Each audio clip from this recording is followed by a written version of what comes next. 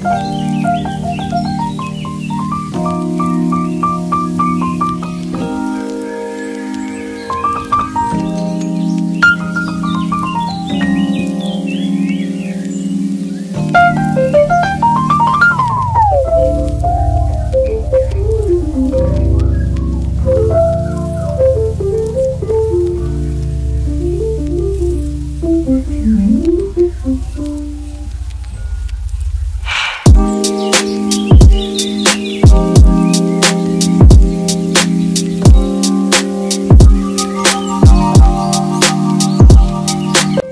बंधुरा good morning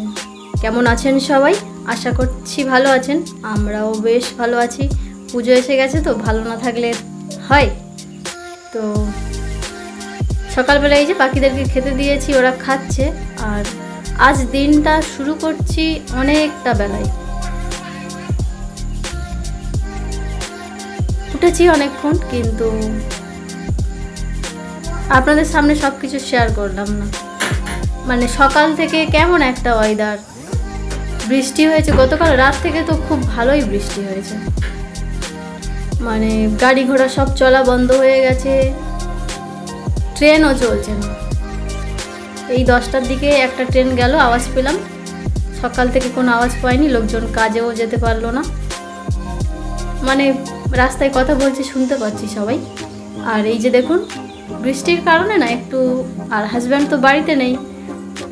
বাড়িতে থাকলেও আজকের হয়তো অফিস যেতে পারতো না গতকাল গিয়েছে ফেরেনি আর এই যে কিছু জামা কাপড় কাচার ছিল ওইগুলো রাখা ছিল 2-4 দিন তো কাচা হয়নি আজকে কেচে দিয়েছি দিয়ে তারপরে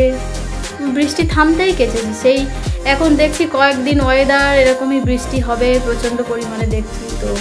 ভাবলাম যে ফেলে রেখে লাভ নেই সেই পড়ে থাকবে বৃষ্টি একটু বন্ধ হয়েছে দেখে জামাগুলো সব কেচে দিয়েছি আর দিয়ে তারপরে স্নান করে চলে এসেছি সকালবেলা কিন্তু আমাদের সকলের খাওয়া হয়ে গেছে রান্না বান্নাও সব হয়ে গেছে আজকের আমাদের রান্না হয়েছে একটু নদীর মাছ রান্না হয়েছে আজকে ছেলেকেও খাওয়াবো কারণ দেশি মাছ শেষ হয়ে গেছে আর গতকাল রাত্রেবেলা ডিম হয়েছিল ডিম খেয়েছে ওই জন্য এবেলা ওকে নদীর মাছ এর আগেও 1-2 বার খাইয়েছি প্রবলেম হয়নি ওই জন্য ভাবলাম যে একটু নদীর মাছই খাবো মানে ভোলা মাছ ভালো ভোলা মাছ আছে ওটাই আর হয়েছে একটু পুঁই শাক চিংড়ি দিয়ে আর 1-2টো সবজি বেগুন আলু এইসব দিয়ে একটু হয়েছে সবজি আর ভাত ব্যাস আজকের এইটুকুই আর কিছু নেই রান্নাবান্না সব কমপ্লিট তো হয়ে গেছে আর এখানে এই যে স্নান করে ঠাকুর ঘর থেকে ঘুরেও চলে এসেছি আমি এখন একটু চুলটা আঁচড়ে নিচ্ছি সকাল থেকে চুলটা খোলা হয়নি বাঁধা অবস্থাতেই ছিল তো এখন খুলে ভালো করে আঁচড়ে নিচ্ছি চুলটা আর পাশে বিছানাটা এখনও পড়ে আছে সব কিছু কমপ্লিট হয়ে গেছে কিন্তু বিছানাটা আর আজকের এখনও পর্যন্ত গোছানো হয়নি তো ভাবছি দেখি একটু বেরোবো বলতে এই পাশে একজনের বাড়ি যাব আমার কয়েকটা নাইটি একটু মানে হাত সেলাই করতে দিয়েছি ওটাই হয়েছে কি মানে নিয়ে আসতে যাব দেখি আগে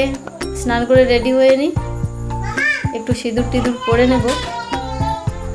আর তারপরে বিছানাটা গোছানোর আছে আর এই যে চুল আঁচড়েছি ছেঁড়া চুলগুলো পড়েছে ওইগুলো বাইরে রেখে দিয়ে আসলাম দিয়ে একটু সিঁদুর পরে নিয়েছি নিয়ে তারপরে জানালাগুলো এখনো খোলা হয়নি ওয়েদারটা খুবই বাজে রাত্রেবেলা প্রচণ্ড পরিমাণে বৃষ্টি হয়েছে সেই রাত 9:30টার দিক থেকে যা শুরু হয়েছে সারা রাত বৃষ্টি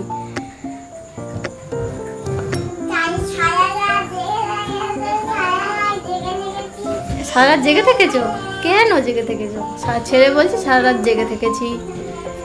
আর এই যে দেখুন সকালবেলা ও খাওয়া দাওয়ার পরে খেলনাগুলো নিয়ে সব খাটের উপরে তুলেছে আর বিছানার কি অবস্থা দেখুন আমি এই যে নাইটিটা পরেছি ওটা একটু সাথে ভিজে হয়েছিল ওই জন্য একটু ইস্ত্রি দিয়ে গরম করে নিয়েছি আর ওই জন্য বালিশগুলো এদিকে সরিয়ে রাখা আছে তো চলুন বিছানাটা আগে ভালো করে গুছিয়ে ফেলি হাজব্যান্ডকে সকালবেলা ফোন করেছিলাম ফোনটা রিসিভ করলো না ঘুমাচ্ছে কি জানি না এদিকে তো প্রচণ্ড বৃষ্টি হয়েছে, গাড়ি ঘোড়া কিছু চলছে না। আর বাইরে আছে, সেখানের কি অবস্থা একটু খবর নেওয়ার জন্য ফোন করেছিলাম। গতকাল রাতে যখন ফোন করি তখন কাজ করছিল, কাজ কমপ্লিট হয়নি। আজকের আবার কিছুক্ষণ পরে ফের ফোন করে দেখব, দেখি ধরে কি।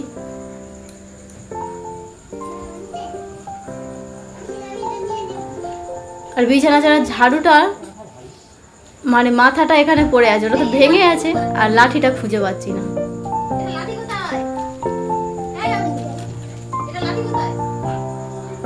ছেলে কোথায় রেখেছে, ওই জন্য ও গেল নিয়ে আসতে, দেখি পায় কি। বিছানাটা গুছিয়ে রেখে যাব জামাগুলো নিয়ে আসতে।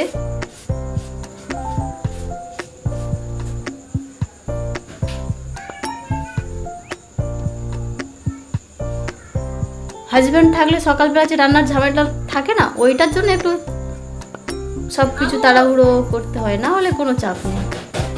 হচ্ছে হয়, কোনো অসুবিধা নেই। আর এই যে ভাঙাটা দিয়েই আমি পরিষ্কার করছি। আর ওই যে লাঠিটা খুঁজে নিয়ে এসছে দেখুন, এটা আর কেনাই হচ্ছে না, মনে থাকে না আসল গল্প, অনেক দিন ধরে ভেঙে আছে। চলুন বিছানাটা ভালো করে ঝেড়ে পরিষ্কার করে নিই। কাঁথাগুলো তো সব কটাকে ভাঁজ করে নিয়েছি। আর এখন মানে এতটা বাজে ওয়েদার, কুয়াশা পড়ছে, আর এই যে বৃষ্টি হচ্ছে না, মানুষের প্রচণ্ড পরিমাণে জ্বর। আমার তো গতকাল সকালবেলা মানে ওই মহালয়ার দিনেই সকাল সকাল একটু স্নান করেছি, ব্যাস তারপরে বেলার দিকে দেখছি গা হাত পা ব্যথা হচ্ছে, একটু জ্বর জ্বর লাগছিল। তারপরে ওষুধ তো বাড়িতে আছে সব সময়, একটু ওষুধ খেয়ে নিয়েছি, হোমিওপ্যাথি ওষুধই খেয়েছি। তারপরে দেখলাম যে আবার হাজব্যান্ড ফের রাত্রেবেলাও একটু খাইয়ে দিল সবাইকে, দিতে দেখছি আর কোনো অসুবিধা হয়নি।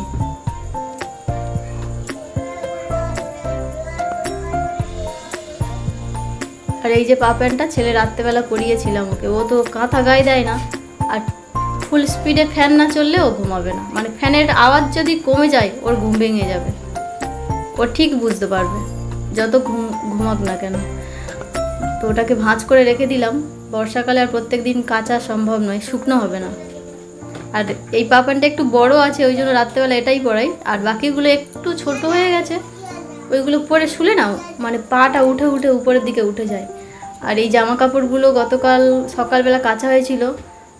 শুকনো হয়নি, তো হালকা হালকা রোদ উঠেছে দেখে এগুলো ভাবলাম যে বের করে দিই,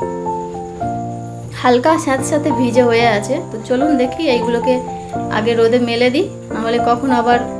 রোদ চলে যাবে বলা যায় না। এই পোটের উপরে এদিক ওদিক করে দেব, পোটের উপরে দিলে তাড়াতাড়ি একটু শুকনো হয়ে যায়। আর জামা কাপড়গুলো বের করেছি দেখে দেখুন না, মানে রোদটাই চলে গেল, মেঘ হয়ে আছে আকাশে, তাও মেলে দিই যদি আবার একটু হয় শুকনো গরম গরম। আর বৃষ্টি হলে কি হবে, গরম কিন্তু কমছে না, একদম গরম কমছে না। ভোরের দিকে একটু ঠান্ডা ঠান্ডা ওয়েদার হচ্ছে, আবার ফের ঘুম থেকে ওঠার পরে সকালবেলা একটু এদিক ওদিক হাঁটা চলা করার পরেই গায়ে থেকে ঘাম চলে আসছে গরমে। আর এদিকে আমার জামাগুলো অনেকটা শুকনো হয়ে এসছে, কিন্তু আকাশে রোদটাই চলে গেল জামা কাপড় বের করছি দেখে। সব কটা জামা কাপড় এদিক ওদিক মেলে তো দিলাম, কিন্তু মনে হচ্ছে আবার বৃষ্টি চলে আসতে পারে। এদিকে আকাশের অবস্থাটা দেখুন, মেঘে একদম ভরে গেছে।